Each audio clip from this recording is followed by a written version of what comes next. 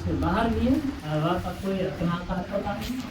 तो उसी तरह से कहते हैं कि एक ही अंतरात्मा सभी जीवों के अंदर, भूत मान जीव, सभी जीवों के अंदर व्यापक होकर उससे परे भी है, दोनों तत्व रूप एक ही।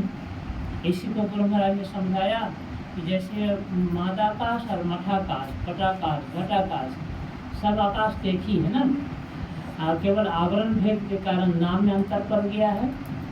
तो उसी तरह से सब आवरण को हटा दीजिए तो वही आकाश।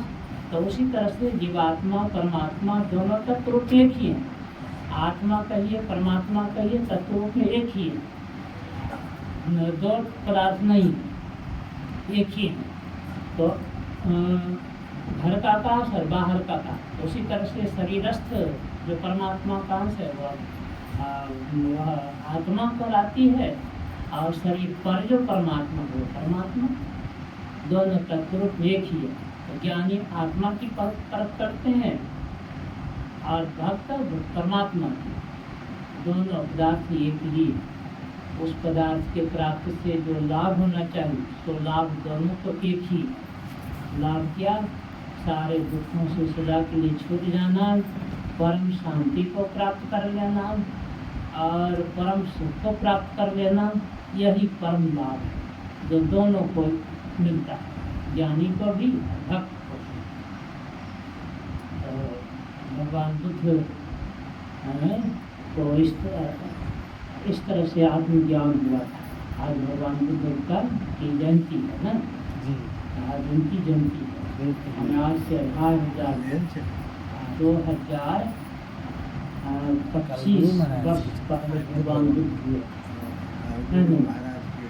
2025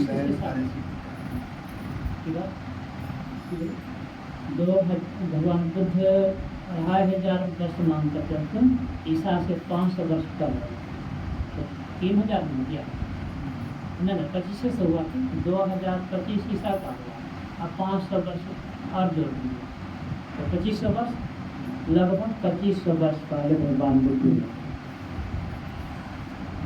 तो आज बुद्ध पूर्णिमा के दिन, आज एक पूर्णिमा के दिन, वैशाख पूर्णिमा के दिन उनका जन्म हुआ था, तो उनके नाम पर उसको बुद्ध पूर्णिमा भी कहते हैं।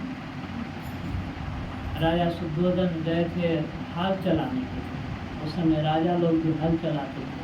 इस बैसाखी के अवसर पर कुछ ऐसा विधान था कि राजा लोग भी हल चलाते थे, सम्राट अशोक भी हल चलाते थे, उनके लिए सोने का हल, सोने का मुठ ये चलाते थे। पंडित जवाहरलाल नेहरू के लिए भी सोने का मुठ वाली हल तैयार किया, उनके भक्त लोग चलाने के लिए। नेहरू जी सोने का हल नहीं चला, साधारण है। हमारे देश में किसान लोग साधारण हल चलाते हैं, कितना अच्छा भी चला। तो राजा लोग भी हल चलाते थे। महाराज शुद्धोधन इसी बैसाखी पर हल चलाने गए थे और किसान के साथ। और भगवान बुद्ध उस समय जन्म हो चुका था, 2.5 साल की थी। तो तम दाई गई थी लेकर के भगवान बुद्ध को, तब लोग रख गए थे भगवान को, और गई थी हल देखने की। उधर से लौट कर आई तो भगवान बुद्ध ध्यान में बैठे, जाकर महाराज को सूचित करती, महाराज चल कर देखे तंबू में आते हैं भगवान बुद्ध ध्यान में।